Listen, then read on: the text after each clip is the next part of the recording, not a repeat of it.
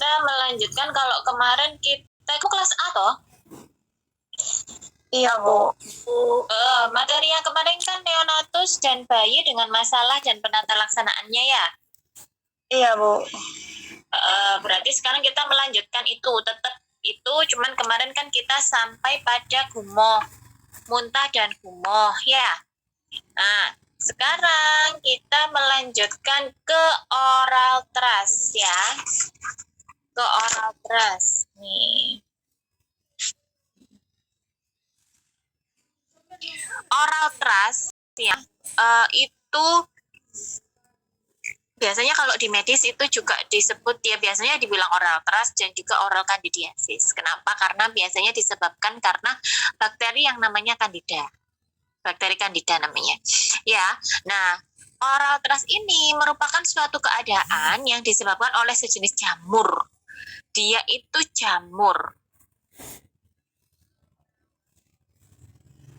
Nah, jadi dia muncul, kalau jamur itu kan muncul, kamu tahu panu? Iya, Tahu ya, siapa yang panuan? Ada yang panuan? Ada yang panuan enggak? Itu muncul, jadi dia timbul, maksudnya terlihat, ya. Nah, nama jamurnya itu candida, ya. Ciri khasnya dia ada bercak putih pada lidah, langit-langit, dan pipi bagian dalam. Nah, kalau parah bisa sampai kayak gini, Dek. Tuh. Sampai ini berarti ibunya ketika, nggak mungkin sekali muncul langsung banyak gini, nggak mungkin. Berarti mungkin ya orang tua atau mbahnya atau siapa itu nggak ngerti kalau itu candida. Biasanya itu terkecoh dengan sisa susu. Nah, hampir sama. Nah, jadi nanti kalau kalian sudah jadi ibu, tolong peka terhadap kebersihan daerah mulut pada bayi. Bu, bayi kan nggak ada gusinya, ya udahlah, maksudnya kan nggak pakai sikat gigi, nggak pakai ngapa-ngapain. Jangan salah, karena bayi itu dia hanya susu aja, si susu, dan jangan meremehkan. Semua, entah bayi, entah orang dewasa, kita semua harus menjaga kebersihan mulut. Ya, nanti kalau jamur itu dibiarkan, ya lama-lama akan jadi seperti ini mulutnya. Dan asal kamu tahu, rasanya itu perih, Dek. Rasanya itu dia nggak nyaman, rewel. Kadang kalau sampai infeksi saking banyaknya, dia bisa menimbulkan demam. Nah, itu jadi anak nggak mau menyusu. Akhirnya dia rewel terus. Karena sebenarnya ketika dia ngomong, lidahnya sakit, mulutnya sakit, perih kayak kamu sariawan. Ya, sariawan itu kecil, tapi bisa merusak mood makan, ya kan? Apalagi yang satu mulut kayak gini, bayangin. Ya, nah jadi harus peka di situ.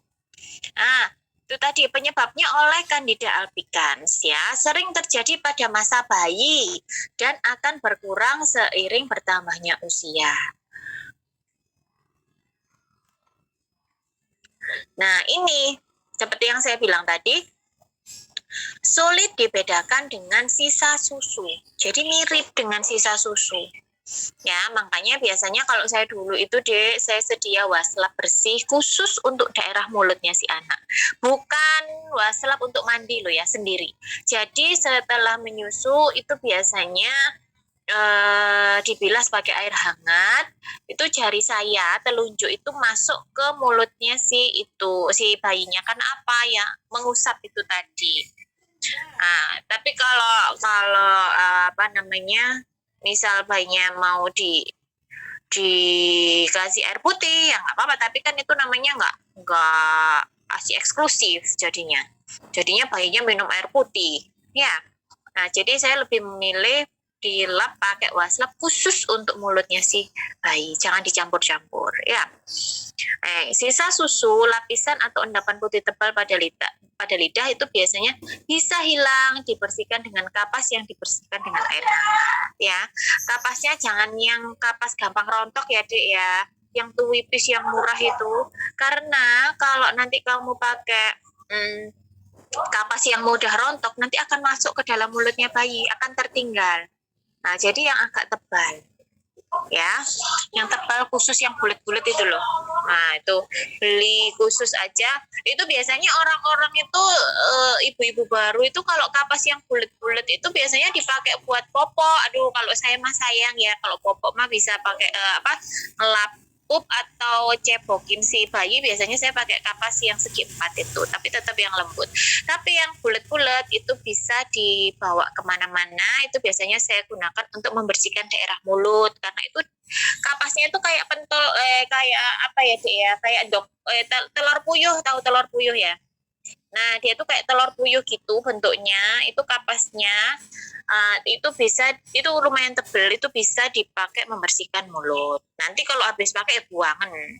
Nah, itu kalau misal bepergian saya pakai yang itu, ya. Kalau di rumah bisa pakai wastafel. Tuh. Pokoknya bersih. Tanda oral thrush itu bercak putih pada mukosa gusi di dalam pipi, mukosa mulut, dan pada lidah, gusi juga bibir. Tuh parah kalau sampai merambah sampai ke bibir, ya. Tata laksananya gimana Bu kalau ada bayi yang seperti itu? Pertama, jelaskan tentang hygiene terhadap orang tuanya, ya, terutama pada alat-alat yang digunakan. Misal bayinya ngedot, cara cucinya harus betul, sabunnya jangan pakai sunlight itu cuci piring ya, bukan cuci botol. Sabun cuci botol itu sendiri, ada sabun cuci botol sendiri. Kemudian busanya juga sendiri, jangan dicampur dengan busa kalian cuci piring, nanti bakterinya masuk ke dalam situ semua, ya. Nah, itu kemudian juga harus di steril. Nah, biasanya kalau zaman dulu itu digodok, tahu digodok nggak, direbus. Nah, tapi itu bisa merusak lapisan botolnya karena botolnya plastik. Ya. Nah, sekarang itu sudah ada alat sterilisasi khusus, tinggal pencet, nanti dia bisa muter-muter terus paling 500.000 itu. Tapi kan bisa digunakan sepanjang masa bertahun-tahun sampai dia selesai ngedot nanti berapa tahun itu. Ya. Kemudian cuci tangan sebelum dan sesudah merawat bayi. Obati ibu dengan obat Candida untuk mencegah infeksi berulang. Lakukan perawatan pada mulut bayi, contohnya bersihkan dengan jari yang dibungkus dengan kain kasa yang dibasahi larutan garam. Ya, oleskan gentian violet ini biasanya kamu bisa dapatkan di bidan atau di puskesmas atau di dokter ya. Oleskan gentian violet itu 0,25% pada mulut dengan kapas lidi atau beri mikostatin 4 kali sehari. Nah, itu sampai gejalanya hilang. Itu kalau sudah parah, Dek. Anak saya dulu juga pernah oral thrush, itu karena saya lupa ganti karet nyadot. Karet nyadot itu loh, Dek, yang dibuat ngedot. Nah, itu harusnya kan gantinya sebulan sekali kalau saya lupa nggak beli pada saat bulan itu. Akhirnya sampai 2 minggu terlambat ganti itu anak saya ada oral thrush, tapi sedikit. Tapi itu sudah bikin rewel, nggak mau makan. Dia itu maunya minum tapi sakit mulutnya, repot. Nah, akhirnya itu saya beri yang namanya kalau di apotek itu ada yang botolnya kayak minyak tawon, tau nggak Dek, minyak tawon yang kecil, kayak minyak kayu putih kecil tuh, itu bening, itu namanya sirup Indra. Bukan diminum ya, tapi hanya dioles. Nah, sirup Indra itu dioles, botolnya tuh kayak botol minyak kayu putih yang kaca. Nah, itu bisa dioleskan di dotnya dia. Kalau pada saat tidur dia nggak goyang-goyang, bisa dioleskan langsung ke mulutnya gitu. Terus kalau dia minum ASI ya dioleskan ke putingmu supaya nempel ke ininya si bayi gitu ya. Itu sehari aja udah sembuh, besoknya udah sembuh. Nah, selain oral thrush juga ada yang namanya diaperas atau ruam popok atau dermatitis ya. Nah, pengertiannya akibat kontak yang terus-menerus dengan keadaan lingkungan yang tidak baik hingga menyebabkan iritasi atau dermatitis pada daerah perineal. Ya, kelainan kulit yang disebabkan akibat radang di daerah yang tertutup popok yaitu sekitar daerah kemaluan. Nah, biasanya itu yang kemerahan ya, sering pakai Pampers, kemaluannya itu biasanya merah, lipatan paha, bokong, dan sekitar dubur ya. Kalau parah alerginya parah bisa sampai punggung dan juga perut. Nah, kenapa bisa terjadi? Nah, ini kita harus meningkatkan pH kulit akibat dari iritasi pemakaian popok. Nah, jadi mungkin karena juga nyucinya pakai bahan kimia kayak yang sama dengan bahannya si ibu ya. Kemudian gesekan bila kulit basah. Makanya kalau Pampers itu jangan lama-lama deh, sama kayak pembalut. Kamu mens nggak ganti-ganti, pasti nanti lama-lama juga akan iritasi. Sama bayi juga kayak gitu. Terlalu lama lembab ya, daerah kemaluannya juga nanti bisa terluka, bisa iritasi, namanya diaperas itu tadi.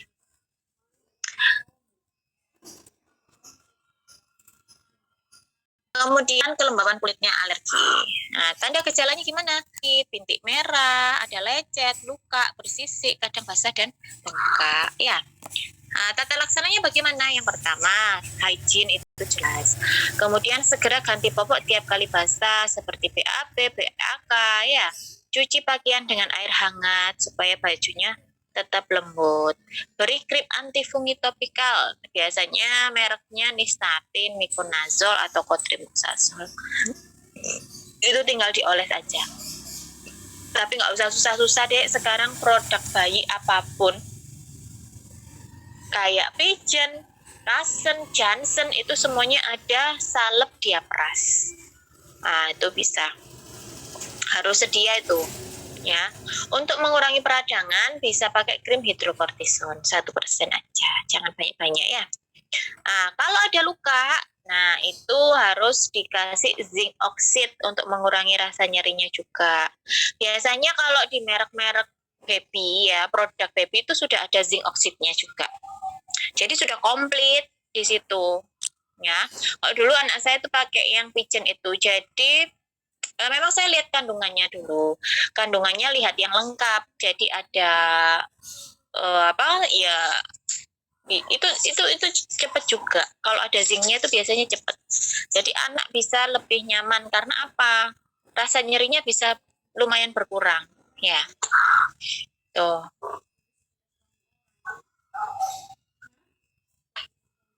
Nah, diaperas ini biasanya terjadi pada anak kurang dari 2 tahun karena ya dia mesti pakai Pampers ya.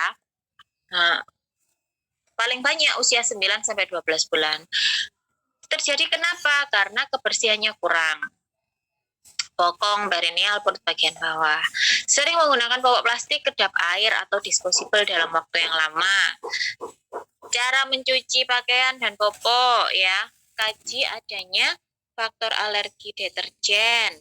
Nah, terus kemudian jangan lupa selalu dicek daerah genitalianya. Ya.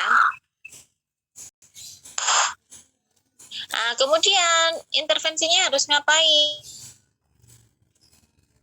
Di sini hindari menggunakan sabun yang berlebih. Jadi kalau nyuci itu nggak usah yang busanya sampai banyak ya deh ya. Cukup sedengan aja kalau bayi karena kulitnya masih sensitif. Kemudian gunakan kapas basah hangat untuk membersihkan pantat ya pada saat dia BAB dan BAK. Jadi usahakan kalau ganti Pampers itu selalu dibilas pakai air ya. Usap dengan kapas basah ya, hangat terutama. Bila terdapat bintik-bintik kemerahan yang lembab, jaga kulit tetap kering. Bila menggunakan popok kain, perhatikan sirkulasi udara. Kalau pakai Pampers atau popok disposable itu pilih yang asepdung gel penyerap. Jadi dek, merek itu ya memang mempengaruhi ya. Merek Pampers itu memang mempengaruhi. Jadi kalau memang anaknya nggak alergian ya bisa pakai yang biasa. Kalau kulitnya alergi, mudah alergi atau sensitif, nah itu nggak bisa pakai yang murce-murce, harus yang mahal-mahal ya. Namanya Pampers nggak ada yang murah menurut saya, mahal semua ya. Nah itu, hindari menggunakan popok plastik atau karet. Gunakan talek ya, agar kulit tetap kering. Itu kalau zaman dulu deh pakai talek, kalau sekarang jarang. Sekarang cukup pakai krim itu. Beri posisi tidur selang-seling.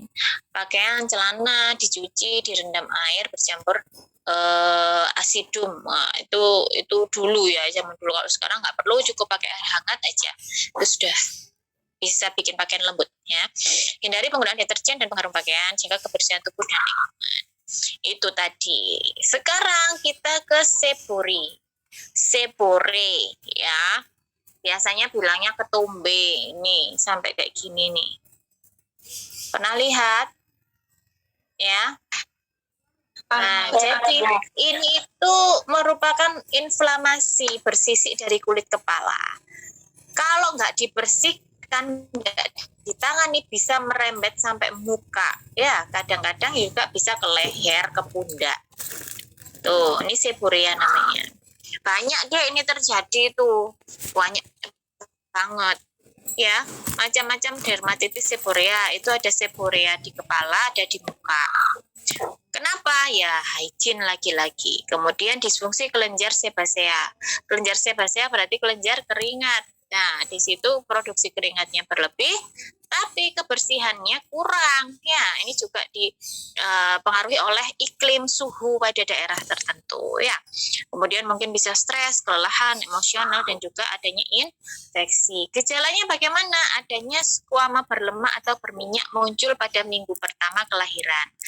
Biasanya tuh ya gatel deh. Kamu kalau ketombean gatel enggak? Pasti gatel kan? Nah, sama bayi juga gitu. Tata laksananya gimana? Hygiene-nya harus ditingkatkan.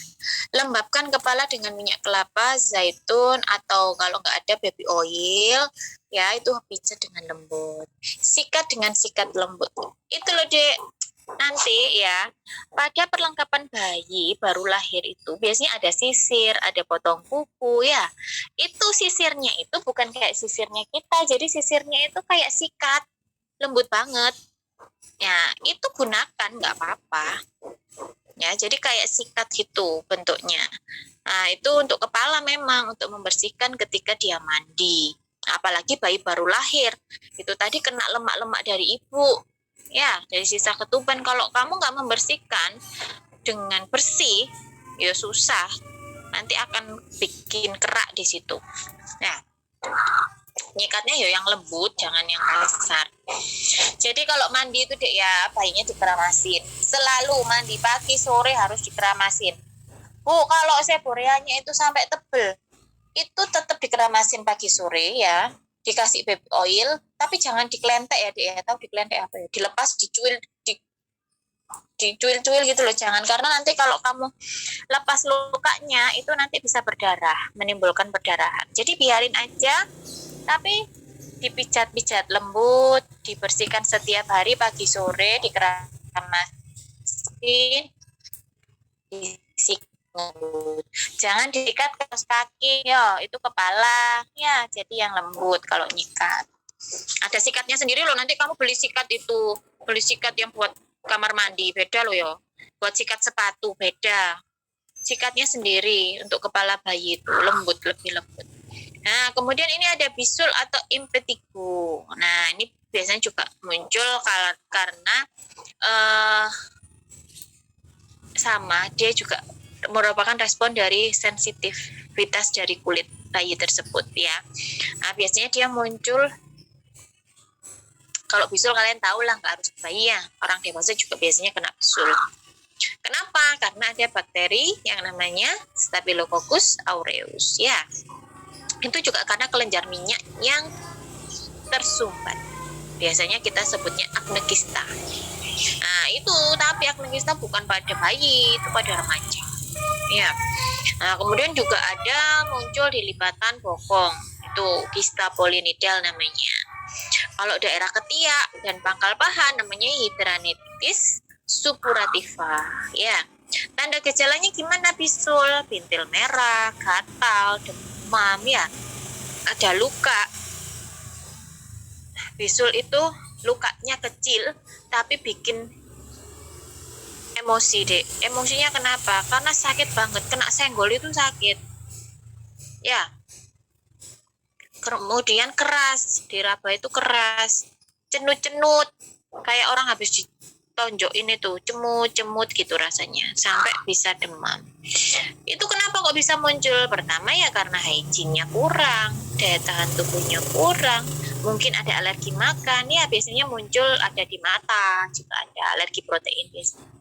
Nah itu faktor pemicunya juga itu karena disebabkan macam-macam, karena iklim, karena baju kain, atau karena dia debu, atau karena makanan. Ya, tata laksananya gimana? Kompres segera dengan air hangat. Obati dengan krim atau salep antibiotik. Ya, kalau bernanah itu biasanya harus diinsisi, harus dikeluarkan dulu nanahnya. Kalau nggak dikeluarkan dia akan cemut-cemut terus, nggak akan sembuh. Ya. Nih, miliaris atau biang keringat. Tahu kalau orang Jawa biasanya bilangnya keringat buntet, kalau di sana Keringat juga. Jadi biang keringat Ibu. biang keringat. Oh, biang keringat. Ya, sama. Itu berarti beruntusan gitu ya. Nah, nanti itu efeknya kayak beruntusan, kulitnya jadi kasar. Nah, itu ada 3 macam miliaris. Pertama, miliaria kristallina, ya, itu pada pasien yang jumlah keringatnya seperti pasien demam. Ya, kalau rubra, dia bisa menembus ke dalam epidermis, biasanya disertai gatal. Kalau postulosa, dia pada daerah kaki. Penyebabnya apa? Karena iklim atau udara. Ya, karena bakteri, kemudian respirasinya nggak ada, udah tahu panas, dipakein selimut, dipakein jaket, ya mesti aja dia bisa, keringatnya nggak bisa keluar, ya akhirnya terkumpul di situ. Kemudian karena bahan kimia tertentu, ya, atau sering pakai pakaian yang tidak bisa menyerap keringat. Ya. Nah, kalau pada neonatus ya biasanya gatel, pedih, dia nangis rewel ya. Aduh. Dapat terjadinya infeksi sekunder.